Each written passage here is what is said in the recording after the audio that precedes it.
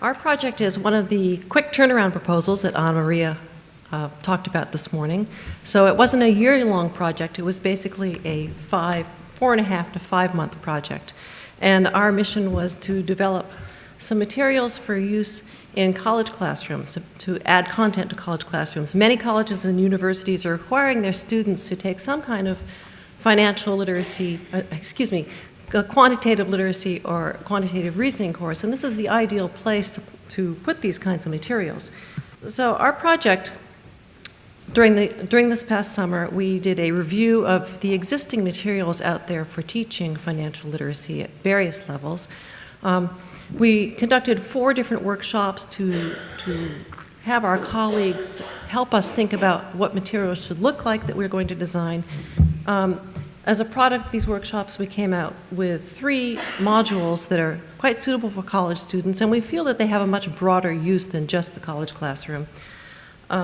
Each of these modules has quite extensive instructor notes that target the needs of not only college students, but the future teachers who might be in the classrooms of the teachers using these modules. We also drafted a syllabus for a complete course for adult financial literacy. We ended up with 3 syllabi, and I'll tell you a bit more about those later. And we produced 7 short videos for use in faculty development workshops to get people on board with the necessity for these kinds of materials. I think Eileen made a very good case that our target audience, when she said the 18 to 24-year-olds, or 18 to 40-year-olds, are really lacking in financial literacy skills. So our materials review was kind of an interesting process. We started off by looking at some texts that would naturally be used in quantitative reasoning courses just to see how they address the issue of quantitative literacy. Each of them does have something. It's quite mathematically based. We also looked at, since we were looking to future teachers, looked at texts that would be used in the mathematics course specifically for future teachers. Mostly it deals with the type of mathematics that they will need to be using, which is middle school math, which relates directly to financial literacy concepts. There's no direct connection made in these texts. We also looked at, there's bazillions of trade books out there. We chose a couple that had a particularly financial basis and looked at those. One of them we know is being used in such a quantitative reasoning course. There's also many complete curricula out there designed by financial institutions, designed by our own government, and designed by private projects. And we took a look at some of those. And we also looked at a variety of different modules that have been designed through many of the projects out there. So what we found from these is pretty interesting. There's a huge discrepancy in the use of language among all these materials. It's no wonder the students can't make any sort of transfer from things they learned in a mathematics class about exponential growth to APR, for instance. So, the math books have formulas. It's very didactic, as Eileen said.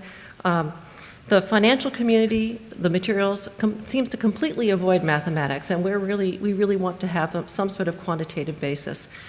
And again, the economists have a whole other set of vocabulary they use for the same concepts. And then we took a step to the side, and we wanted to find out how ordinary people talk about these same things. So we took a vacation on YouTube for quite a while. It's a very interesting thing to try out, and I suggest you do it. There are a lot of people out there who feel they're quite expert in financial literacy. And the ordinary people use none of the words that any of these other 3 discourses use. So it was very interesting. We decided in order to have students to be able to make this kind of transfer, there needs to be a transparency, and our materials would use all forms of discourse. So we proceeded, after looking at all these materials, to holding 4 different workshops around New England: Wellesley, Colby Sawyer, Bowdoin, and Dartmouth. And we wanted to ask our colleagues what materials would they like to use, what do they want materials to look like that they use in their classrooms, what do they think students would like, and help us design them and put a bunch of minds together and see what we could come up with. And we were really gratified by the response. We had faculty from education, we had English faculty, computer science, mathematicians, Of course, the economists came, but it was wonderful, and these people were all passionate and all felt the need. Even the English professor felt he really needed to address this issue in his classroom. So out of these workshops came 3 modules, 3 complete modules. It was kind of a push this summer. So there are 3 complete modules and 7 videos, and they are now available, having been published by the Center for Mathematics and Quantitative Education at Dartmouth, which has a 10-year track record of publishing online materials for use in interdisciplinary classrooms with a quantitative basis. This is just a screenshot of our page, which this part of our effort is we're calling Money Matters. And now I want to just talk about the modules a little bit. The 3 modules that exist are how to talk about credit card offers, how to figure out which ones are the best. Also, we have a paycheck module, how to look at your pay stub. Your first paycheck can be completely opaque, and how to look at your paycheck and figure out what all that stuff is about, and then go about thinking about saving for retirement.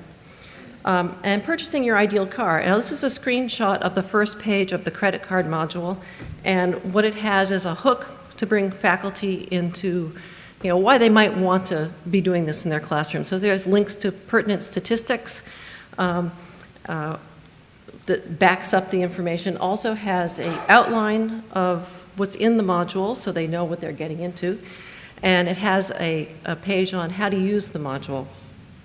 So in designing these, we decided what came out of these workshops is that they should be very easy to use, very accessible for the teacher, so they actually will use them in the classroom. So they're done in a presentation basis. So the slide, the website itself becomes the slide you could use in your classroom. We also made a big effort to make them multimedia and interactive. Again, students need to feel that this material is relevant to them. So we've used some of the YouTube videos that we found that were particularly good. For instance, in the credit card offer, which is this module, this is a young woman who got herself in very deep with her credit card while she was in college, trying to keep up with her peers, and now as a young adult in her professional job has to live like she did when she was a student. So just to engage students to get them saying, yeah, this does matter to me. There's a lot of instructor support for each of these modules. We have extensive instructor notes, but there's also spreadsheets that you can download, Excel spreadsheets. There's also worksheets that will help lead a student through calculations or lead to discussion questions. So there are a lot of discussion questions, which the English people were very helpful in helping us figure out how we should ask germane questions. We also have links to online calculators in case someone doesn't want to use an Excel platform to do any of the modeling that we're suggesting, and links to data. And of course, directions how you can make this module bigger, what kind of further investigations you can do in your classroom. And we have several future faculty development workshops planned to introduce these materials to people. This is a shot directly from the credit card module, just to show you that we really want to make that link, that language link for people. So they're explicit links to math concepts. And again, we have our orange luring you to the concept. But the things that are in orange here would link you to a glossary page there's an extensive glossary that will define terms. So, but not only are the math terms defined, but also the economics terms and et cetera. We've also made an effort to target the pre-service teachers or the future teachers that will be in the college classrooms by making extensions for suggestions, and they come in two different kinds of suggestions. Excuse me.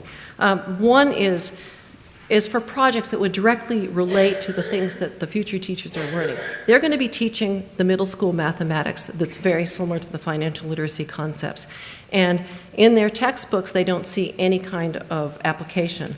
So it's we thought it would be really helpful to make suggestions for projects that would make that link explicit.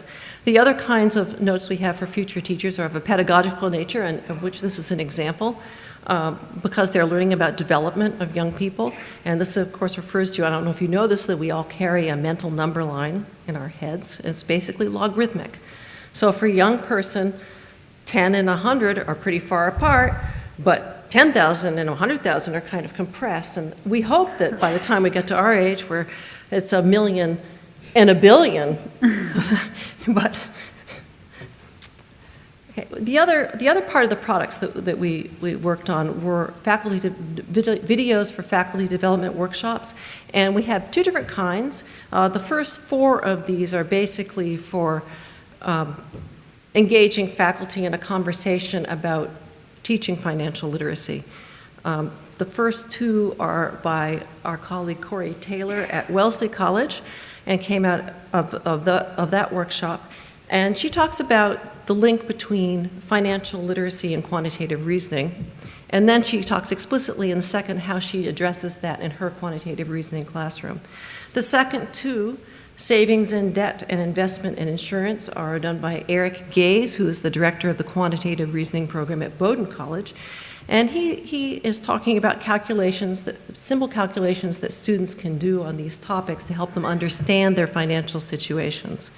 And again, he links it to how he uses it in his quantitative reasoning class, which is heavily based on financial literacy. The last 3 are wonderful little case studies that a human resource employee did for us. She's been at the Dartmouth College for years and has seen all kinds of things happening. So she's told us some really nice stories that have sort of an open-ended discussion value. We also tried to come up with a syllabus for an complete adult financial literacy course. Right now this is still under construction because we have 3. And one is from the mathematics perspective, which would be the math skills connected to the appropriate financial literacy application that you'd run across in a quantitative reasoning course. The other is by economics concept, and the third is by context. So you'd start off with credit cards or a home mortgage or saving for retirement, and then stretch out from there to the math skills are related. So I don't know if you know